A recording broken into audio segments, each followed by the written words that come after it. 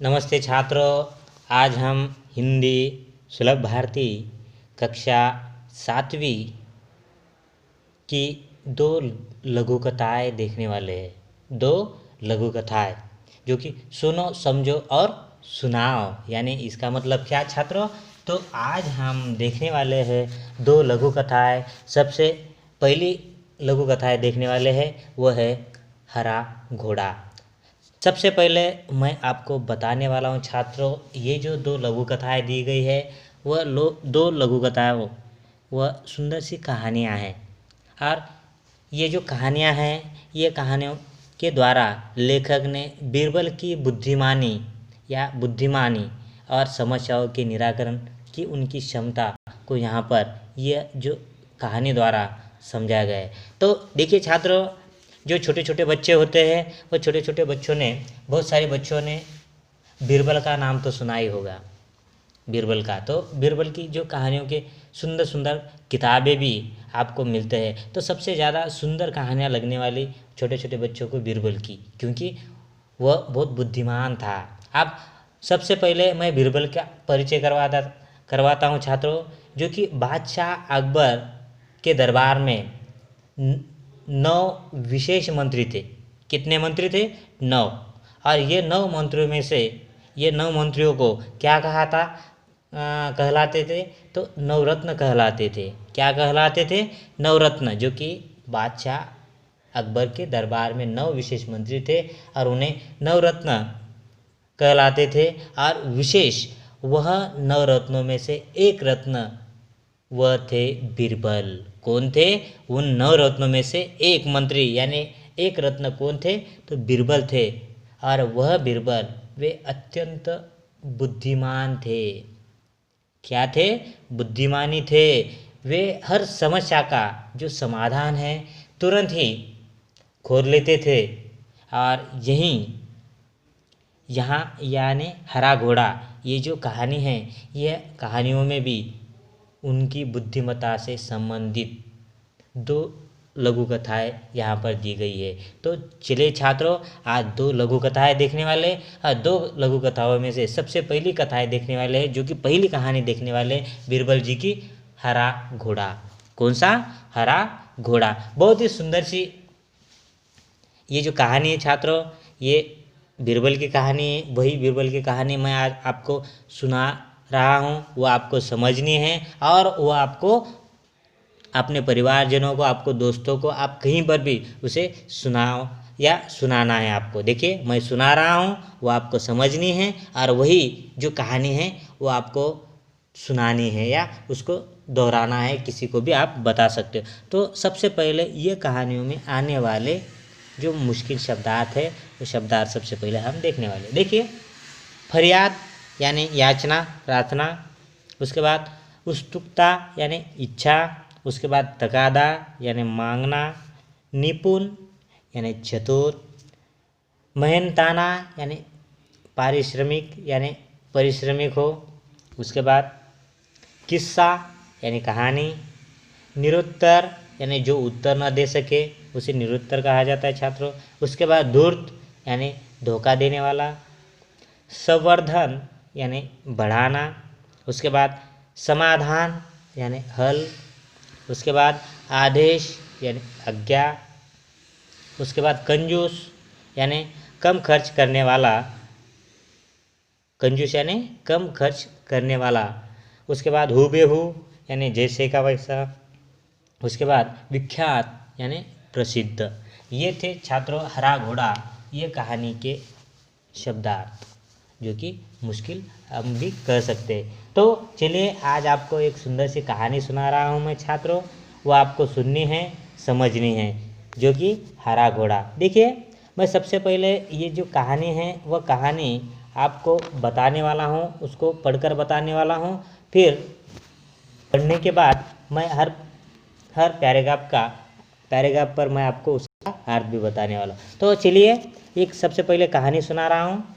ये पहले कहानी मैं आपको पढ़कर बताने वाला हूँ, उसके बाद आपको सुनाने वाला हूँ। तो देखिए, अकबर और बीरबल के किस्से बहुत प्रसिद्ध है छात्रों।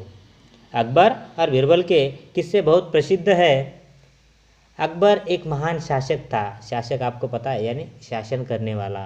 देखिए, अकबर एक महान शासक थे। बीरबल उनके नवरत्नों में से एक थे।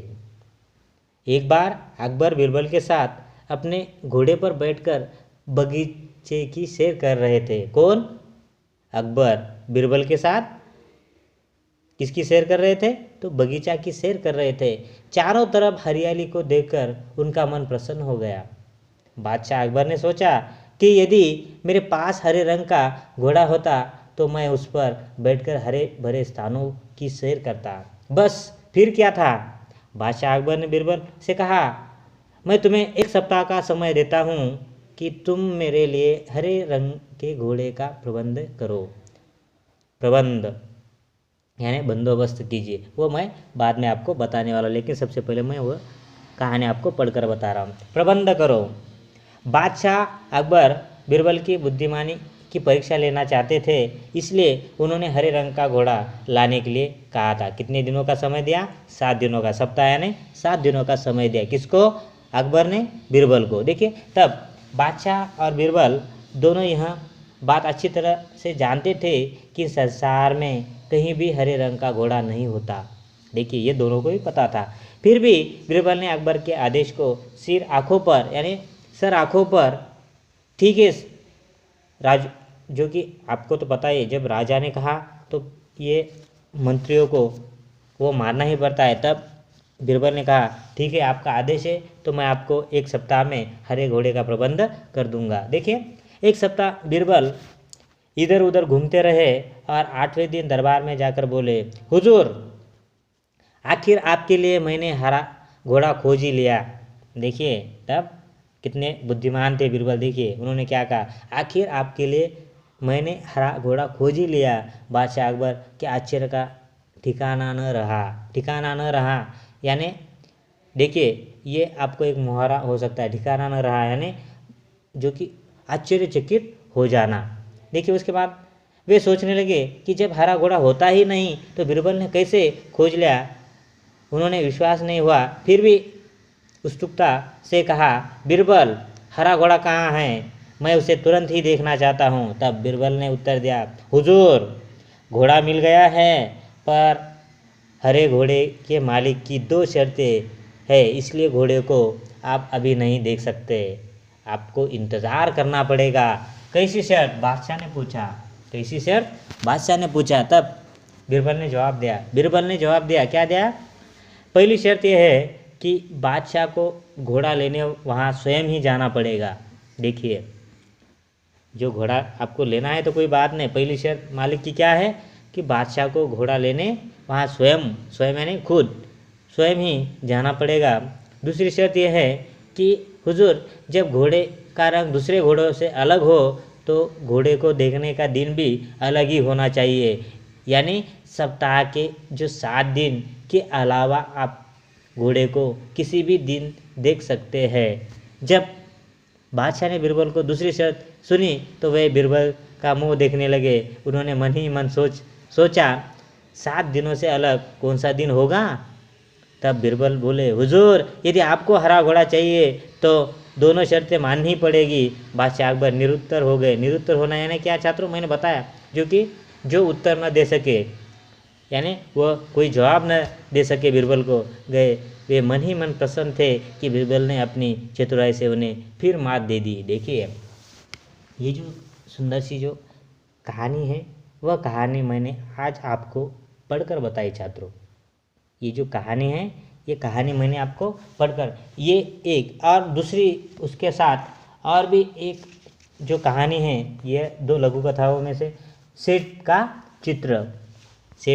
चित्र, ये भी कहानी मैं आपको पढ़कर आज बताने वाला हूँ। कल हम दोनों कहानियों के बारे में मैं आपको दोनों कहानियाँ जो स्पष्टीकरण सहित आपको पढ़ाने वाला हूँ, वह कहानी आपको सुननी है और उसको सुनानी है। देखिए, बहुत पहले दूसरी कहानी है, यही पार्ट में 2 कहानियाँ दी गई है। एक पहली कहानी मैंने देखा हरा घोड़ा और दूसरी कहानी है सेठ का चित्र। ये भी मैं आज आपको सिर्फ पढ़कर बताने वाला हूँ, कल हम वह कहानी डिटेल में देखने वाले। देखिए, बहुत पहले की बात है, एक सेठ था, वह बहुत ही कंजूस था। देखिए, बहुत पहले की बात है, एक सेठ था, वह बहुत कंजूस था। एक दमड़ी भी खर्च करते समय उसके प्राण निकल जाते थे। वह काम करने के बाद भी लोगों को पैसे देने में परेशान करता था। देखिए, परेशान करता था। एक बार उसने एक चित्रकार से अपना चित्र बनवाया। जब चित्रकार ने पैसे मांग तो सेठ ने कह दिया, चित्र ठीक नहीं है, दोबारा बना कर लाओ। चित्रकार ने कई बार चित्र बनाया, लेकिन वह कंजूस सेठ हर बार यह कह देता कि चित्र ठीक नहीं है। क्रोधित होकर उस चित्रकार ने सेठ से सभी चित्रों के पैसों का तकादा कर लिया। दुर्द सेठ बोला, कैसे पैसे, जब मेरा चित्र ही ठीक से बना नहीं तो मैं पैसे किस बात के दूं। बेचारा चित्रकार अपने घर लौट आया। परेशान का कारण पूछने पर उसने अपनी पत्नी को सारी बातें बताई। चित्रकार की पत्नी बहुत बुद्धिमान थी। वो बोली, आप दरबार में जाकर न्याय के लिए फरियाद कीजिए। चित्रकार बहुत उदास हो गया था। वो मुंह लटकाकर बैठ गया। बोला, सेठ बड़ा आदमी है, लोग उसी की बात को सच मानेंगे। भला मुझ जैसे गरीब का साथ कौन देगा। चित्रकार की पत्नी बोली, सबके बारे में ऐसे नहीं कह सकते। बादशाह अकबर बहुत दयालु है। वे भले ही पढ़े लिखे नहीं हुए, परंतु बड़े बुद्धिमान हैं। उनकी सहायता के लिए दरबार में 9 रत्न हैं। आप वहाँ जाइए, आपको न्याय जरूर मिलेगा। दूसरे दिन चित्रकार बादशाह अकबर के दरबार में गया और पूरा किस्सा सुना दिया। बादशाह अकबर ने चित्रों को लेकर सेठ को दरबार में बुलवा लिया। बादशाह ने सभी चित्रों को गौर से देखकर कहा, तुम्हारे इन चित्रों में क्या कमी है। हुजूर, इनमें से एक भी चित्र हुबहू मेरे चेहरे जैसा नहीं है, सेठ ने कहा। बादशाह मुश्किल में पड़ गए कि न्याय कैसे करे। देखिए, बादशाह मुश्किल में पड़ गए कि न्याय कैसे करे। बड़ी देर तक विचार करते रहे। जब उन्हें कुछ समझ में नहीं आया तो बीरबल से न्याय करने को कहा। बीरबल ने सारी बातें ध्यान से सुनी और तुरंत समझ गए कि सेठ चेहरा बदलने में निपुण हैं। चित्रकार को पैसे न देने पड़े, इसीलिए वह नाटक कर रहा है। उसकी सारी रास्ते पर लाना ज़रूरी है, यानी उसको सही रास्तों पर लाना ज़रूरी है, ऐसा बीरबल ने सोचा। तब क्या होता है, देखिए, कला और कलाकार का सम्मान करने से कला संस्कृति की रक्षा एवं संवर्धन होता है। कला में निपुण कलाकारों की इज्जत जहाँ होती है, वह देश विश्व में विख्यात होता है। इसलिए बीरबल ने चित्रकार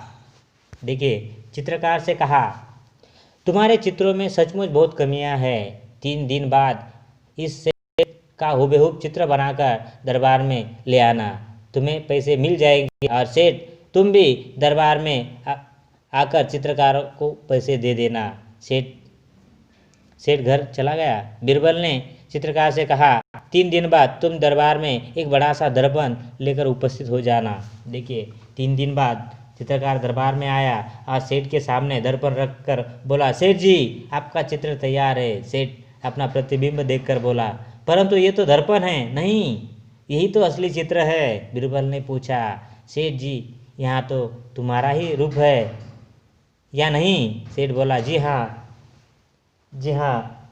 तब सेठ अपने चालाकी पकड़े जाने पर बहुत लज्जित हुआ। उसने चित्रकार को उसके मेहनताना दे दिया। चित्रकार सभी को धन्यवाद देकर चला गया। बीरबल के न्याय से बादशाह अकबर बहुत खुश हुए और बादशाह अकबर की प्रत्येक समस्या का समाधान बीरबल अपनी बुद्धिमानी से फटाफट कर देते थे। यहाँ भी बीरबल ने दूध का दूध और पानी का पानी कर दिया था। देखिए, ये 2 लघु कथाएं जो कि सुंदर सी कहानियाँ हैं बीरबल जी की। पहली देखी हरा घोड़ा, दूसरी सेठ का चित्र। तो कल ये सिर्फ मैंने आज आपको पढ़कर बताइए छात्रों। तो कल हम क्या करेंगे, हरा घोड़ा से शुरुआत करेंगे, हर पंक्तियाँ देखेंगे, उसका स्पष्टीकरण देखेंगे और बीरबल की चतुराई देखेंगे छात्रों। तो चलिए आज यहीं पर रुकेंगे छात्रों। Thank you.